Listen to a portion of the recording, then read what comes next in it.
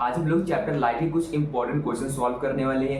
आज का जो क्वेश्चन रहने वाला है वो रिफ्रैक्शन टॉपिक पे रहने वाला है, क्योंकि मैंने देखा है कि रिफ्रैक्शन पे क्वेश्चन अच्छे बनते हैं और बच्चों को अक्सर वहां पर डाउट रहता है कि रिफ्रैक्शन के क्वेश्चन को कैसे सॉल्व करें। एक ही फॉर्मूला बताएंगे, उसी फॉर्मूले से हम कह रहे हैं सारे क्वेश्चन सॉल्व हो जाएंगे जितने भी क्वेश्चन आते हैं रिफ्रैक्शन को लेकर के। वो फॉर्मूला बस आप लोग याद रख लो, एक बार लिख लो और लिखने के बाद क्या करना है, बस उसी क्वेश्चन को जब भी क्वेश्चन सॉल्व करो उस फॉर्मूले के एक बार वहां पे लिख लो और देखो उसी फॉर्मूले से इधर उधर करके ही सारे फॉर्मूले बनते हैं और वहीं सारे न्यूमेरिकल सॉल्व होंगे, एक भी उससे अलग नहीं आने वाला है। तो स्टार्ट करते हैं। पहला क्वेश्चन कह रहा है a ray of light passes from air to glass. एक लाइट है एयर से ग्लास में आ रही है। The angle of incidence is 45 degree. तो मतलब एंगल ऑफ इंसिडेंस की बात करें, एंगल आई दे रखा गया है, ठीक है। इंसिडेंट एंगल कितना दे रखा गया है, 45 degree. Find the angle of refraction, ठीक है, एंगल आर निकालना है। Given the refractive index of glass is 1.5। देखो याद नहीं रखना है, आप लोग को रिफ्रैक्टिव इंडेक्स दे रखेगा, जैसे यहाँ पर दे रखा है रिफ्रैक्टिव इंडेक्स ग्लास का 1.5। तो फॉर्मूला कौन सा जो आप लोग को याद रखना है वो याद रखना है। पहले वो कह रहा है लाइट एयर से ग्लास में जा रही है, ये देखो एंगल आई दिख रहा है, ये देखो एंगल आर पूछा गया है, रिफ्रैक्टिव इंडेक्स दे रखा गया है। तो लिखते क्या गिवन है, एंगल आई हो जाएगा हमारे पास 45 डिग्री। एंगल आर हमसे पूछ रखा है एंगल आर क्या होगा, और रिफ्रैक्टिव इंडेक्स ऑफ ग्लास, तो रिफ्रैक्टिव इंडेक्स जो है वो ग्लास का दे रखा गया है। तो कभी भी किसी एक चीज का इसको एब्सोल्यूट रिफ्रैक्टिव इंडेक्स नहीं, हम लोग रिलेटिव लेकर के चलते हैं, ठीक है। रिफ्रैक्टिव इंडेक्स किसी भी क्वांटिटी का हमेशा कंपेयर करके चलते हैं। तो अगर बोला गया ग्लास, मतलब उसको बोला गया glass with respect to air के साथ बोला गया।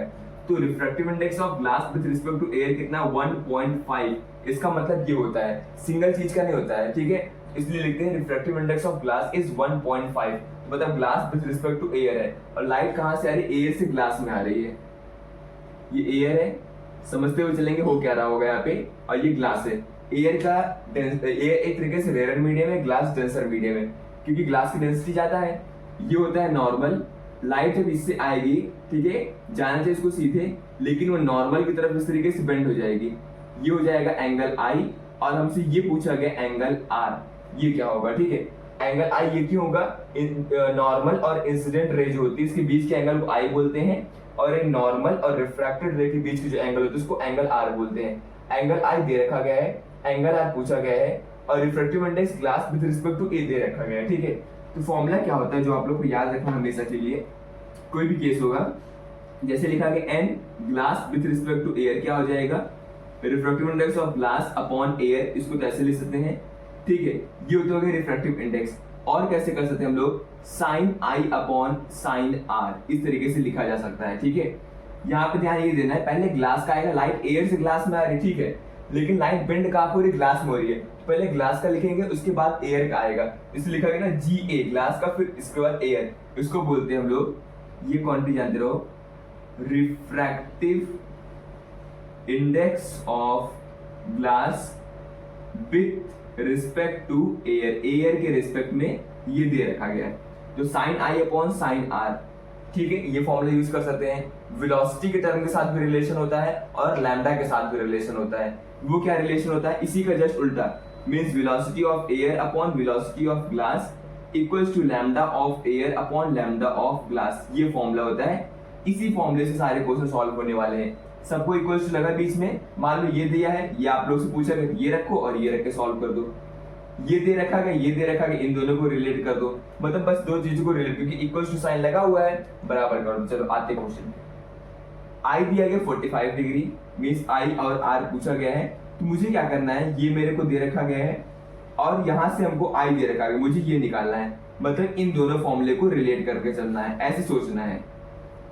फॉर्मूला लिखना है पहले, फिर सीधे सोचना है क्या क्या दिया हुआ वो देखा हमने, ये दोनों को रिलेट कर देंगे आपस में, बस हम इसी का काम है।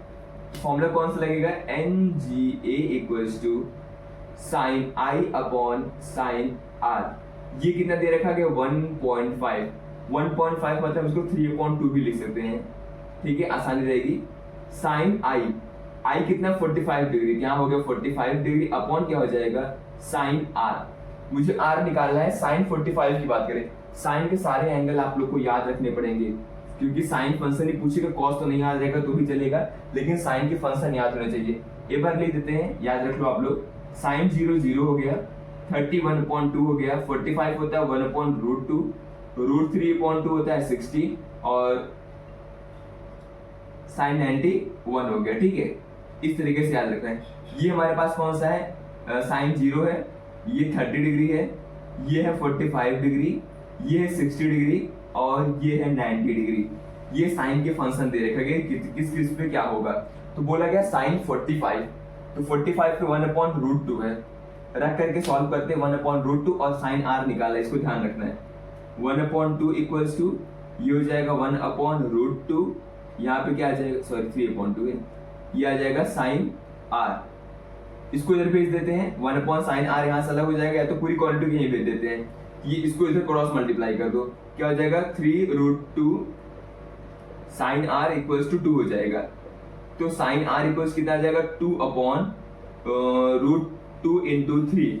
अब इसको सॉल्व कैसे करें, इसको सॉल्व करने का तरीका ये है कि हम इस 2 को √2 इंटू √2 लिख सकते हैं ना, ऐसे कर दो इसको हम √2 इंटू √2 कर सकते हैं। तो √2 से √2 कट जाएगा, ये कितना आ जाएगा √2/3 आ जाएगा। r इक्वल्स कितना हो जाएगा, इसको लिखेंगे sin इनवर्स √2/3। इसको ऐसे लिखा जाएगा, क्या लिखा जाएगा, sin इनवर्स √2/3, क्योंकि √2/3 कोई वैल्यू नहीं होती साइन में, जो हम लोग को पढ़ते ना होती तो इसको 0, 30, 45 इन्हीं को याद रखना है, इनमें से कोई वैल्यू नहीं मैच कर रही है, इसको इस तरीके से करके छोड़ देना है। एंगल r कितना आ गया, sin इनवर्स √2/3, इस तरीके से। बस आप लोग को वही एक जो मेन फॉर्मूला बताया मैंने वो अच्छे से अगर याद हो गया तो बाकी किसी भी तरीके से क्वेश्चन आएगा हम लोग सॉल्व कर लेंगे, ठीक है। नेक्स्ट क्वेश्चन सॉल्व करते हैं। नेक्स्ट क्वेश्चन है a ray of light of frequency 5 × 10⁻14 hertz. यहाँ पे फ्रीक्वेंसी का, लैम्डा का और वेलोसिटी का रिलेशन आप लोग को आता है, ये क्वेश्चन ऐसे हो जाएगा, ठीक है, क्योंकि वहां पे इसी के रिलेशन की बात की गई है। आप लोगों ने 9th में पढ़ा होगा, कोई एक रिलेशन होता है स्पीड ऑफ लाइट का फ्रीक्वेंसी के साथ और लैम्डा के साथ। वो रिलेशन क्या होता है, speed of light equals to frequency multiply by wavelength that is lambda. ये इसका फॉर्मूला आता है, वो भी बताएंगे क्या होता है, और उसी पे बेस्ड ये क्वेश्चन दिया गया, ठीक है। तो फ्रीक्वेंसी देखा गया 5 × 10⁻14 हर्ट्ज, मतलब कि ऐसा यूनिट होती है फ्रीक्वेंसी की। Is pass through a liquid, एक लिक्विड से पास कराया गया है, ठीक है, मतलब लाइट एयर से लिक्विड में आ रही है, ठीक है। The wavelength of light measure inside the liquid, liquid के अंदर का वेवलेंथ दे रखा गया है 450 × 10⁻⁻9 मीटर, ठीक है। Calculate the refractive index of liquid, ठीक है। यहाँ पे फ्रीक्वेंसी दे रखा गया है, वेवलेंथ ऑफ अ लाइट दे रखा गया है, लिक्विड के अंदर इतना है, और रिफ्रैक्टिव इंडेक्स पूछा गया लिक्विड का क्या होगा। रिफ्रैक्टिव इंडेक्स की बात की जा रही है, तो रिफ्रैक्टिव इंडेक्स क्या होता है, फॉर्मूला C/V, ये होता है ना फॉर्मूला C/V, या फिर इसको ऐसे भी लिख सकते हैं हम लोग V1/V2। जब लाइट 2 से 1 में आ रही हो इस तरीके से लिखते हैं, हम इसको C/V भी लिख सकते हैं, या फिर V1/V2 भी लिखा जा सकता है, ठीक है। मतलब एयर में कितनी थी स्पीड और मीडियम में कितनी होगी। ये क्या है, स्पीड इन एयर, इन फॉर्मूले को अच्छे से याद रखना है। और ये क्या है, स्पीड मीडियम में कितनी है, ठीक है। मीडियम यहाँ पे क्या दिया हुआ है, बोला गया कोई लिक्विड सॉल्यूशन है वो मीडियम है, तो लगाते हैं फॉर्मूला। C क्या होता है, C is the speed of light, या फिर क्या speed of air, speed of light in air कितना होता है, वो होता है C, दैट इज 3 × 10⁸ मीटर पर सेकेंड। ये होती है C की वैल्यू, स्पीड ऑफ लाइट। ये हमको याद रखना है, ये पता होना चाहिए सभी बच्चों को, ठीक है। नहीं पता तो अभी याद कर लो। Wavelength of light in liquid दे रखा गया है, लैम्डा दे रखा गया है लिक्विड के अंदर, वो है 450 × 10⁻⁻9 मीटर। ये क्वेश्चन को थोड़ा सा अगर अच्छा करना होगा तो ऐसे भी लिख सकते थे लोग, 450 नैनोमीटर भी लिख सकते थे, और नैनोमीटर कितना होता है 10⁻⁻9 मीटर, तो थोड़ा सा और मुश्किल हो सकता था क्वेश्चन। यहाँ पे लैम्डा कुछ, ठीक है। तो वेलोसिटी मुझे निकालनी पड़ेगी कि लिक्विड के अंदर वेलोसिटी क्या होगी, उसके लिए मेरे पास लैम्डा है और फ्रीक्वेंसी दे रखी गई है 5 × 10⁻14 हर्ट्ज। देखो मेरे पास C की वैल्यू मुझे पता है, V मुझे निकालना पड़ेगा। रिलेशन क्या होता है, V इक्वल होता है frequency into lambda, frequency multiply by lambda. Frequency है हमारे पास, लैम्डा भी हमारे पास है, तो वेलोसिटी इन लिक्विड निकल जाएगा, क्योंकि फ्रीक्वेंसी की अगर हम लोग बात करें तो फ्रीक्वेंसी एयर में जो रहती है वही सेम मीडियम में भी रहती है। फ्रीक्वेंसी कभी भी चेंज नहीं होती है। चेंज क्या होता है, स्पीड चेंज होता है और वेवलेंथ चेंज होता है। तो वेवलेंथ लिक्विड का दे रखा गया है, तो यहाँ से हम स्पीड निकाल सकते हैं। स्पीड कितनी आ जाएगी लिक्विड के अंदर, वेलोसिटी लिक्विड के अंदर कितनी आ जाएगी, फ्रीक्वेंसी मतलब हो गया 5 इंटू 10 की पावर 14 और लैम्डा कितना दिया गया है 450 इंटू 10 की पावर -9 मीटर ये दिया गया है। रखते हैं इसको यहाँ पे refractive index equals to 3 into 10 की पावर 8 हो गया स्पीड एयर में, मीडियम में कितनी आ गई 5 इंटू 10 की पावर 14 इंटू 450 इंटू 10 की पावर -9। अब इसको करते हैं सॉल्व। यहाँ पर देखो अगर तो ये 3 से कट जाएगा ये और ये 3 1 3 5 15 150 इंटू 10 की पावर -9 हो जाएगा। अब इसको अगर ऊपर भेज देंगे -9 को ये हो जाएगा 17 में इसको सॉल्व करेंगे, ये जब ऊपर जाएगा तो माइनस होगा, यहाँ पे आ जाएगा 10 की पावर 3 तो n की वैल्यू कितनी आ गई 10 की पावर 3 मतलब 1000 अपॉन 15 5 75 तो यहाँ हो जाएगा 750 और पावर में कुछ बचेगा नहीं, यहाँ पे आ जाएगा 750। सॉल्व करो 1000 अपॉन 750 1000 अपॉन 7/50 0 से 0 कट गया।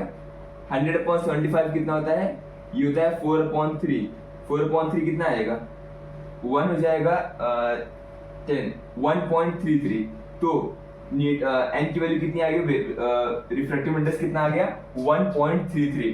क्वेश्चन आसान था, किया क्या गया यहाँ पे रिफ्रैक्टिव इंडेक्स निकालना था मुझे। फॉर्मूला क्या होता है स्पीड जो एयर में है और जो मीडियम है दोनों को डिवाइड कर दो। एयर में तो फिक्स है 3 × 10 की पावर 8 दी गई है, ठीक है, वैक्यूम में दिया हो या फिर एयर दिया हो वो 3 × 10 की पावर 8 लेते हैं, that is speed of light. नीचे क्या रखना होता है स्पीड रखना होता है मीडियम में, वो हमको नहीं दिया था। उसको निकालने के लिए इंफॉर्मेशन क्या दे रखी थी फ्रीक्वेंसी दे रखी थी जो कि लिक्विड और एयर में सेम होती है, फ्रीक्वेंसी कभी नहीं बदलती है। लैम्डा दे रखा था यहाँ पर, किसका लैम्डा दे रखा था लिक्विड का दे रखा था, तो यहाँ से आसानी हो गई, हमने दोनों को मल्टीप्लाई करके वेलोसिटी निकाल दिया, फिर वेलोसिटी इन एयर जो था 3 × 10 की पावर 8 और डिवाइड कर दिया वेलोसिटी जो निकल के आई, दोनों को डिवाइड करने पे कितना आ गया ये 1.33 आ गया। इस तरीके से वेलोसिटी और लैम्डा फ्रीक्वेंसी आपस में रिलेट करके भी क्वेश्चन बन सकते हैं। इंपॉर्टेंट पॉइंट क्या याद रखना है कि फ्रीक्वेंसी चेंज नहीं होती है एक मीडियम दूसरे मीडियम जाने पर, लैम्डा चेंज हो जाता है या फिर क्या लैम्डा डिक्रीज कर जाता है, वेलोसिटी कम हो जाती है या फिर क्या वेलोसिटी चेंज हो जाती है। तो ये पॉइंट याद रखना है, ठीक है, इस क्वेश्चन से ये सीखना है, ठीक है।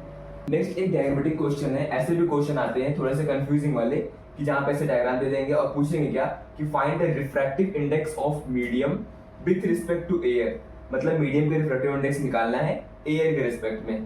तो कुछ इस तरीके से बना हुआ, पहले इसको समझते हैं कि इसमें ऐसा क्या है जो अलग दिया हुआ है। देखो अगर ध्यान से तो ये होता है, हम लोग पढ़ते हैं ना ऐसे, ये लाइन होती है, ये एयर हो गया, लाइट एयर से मीडियम में आ रही है, इस तरीके से आ रही है और एंगल आई देता है, एंगल आर देते हैं। अगर हम यहाँ पे लिखना चाहे एंगल आई कितना दिया है देखेंगे 30 डिग्री दिया हुआ है और एंगल आर देंगे 45 डिग्री और लगाना स्टार्ट कर देंगे फॉर्मूला। लेकिन गलती कहाँ पे हो सकती है, यहाँ पे ये हो सकती है कि जो एंगल आई होता है वो क्या होता है नॉर्मल और इंसिडेंट रे के बीच का एंगल होता है, और ये क्या दिया गया इस लाइन प्लेन के इसके बीच का एंगल दिया गया।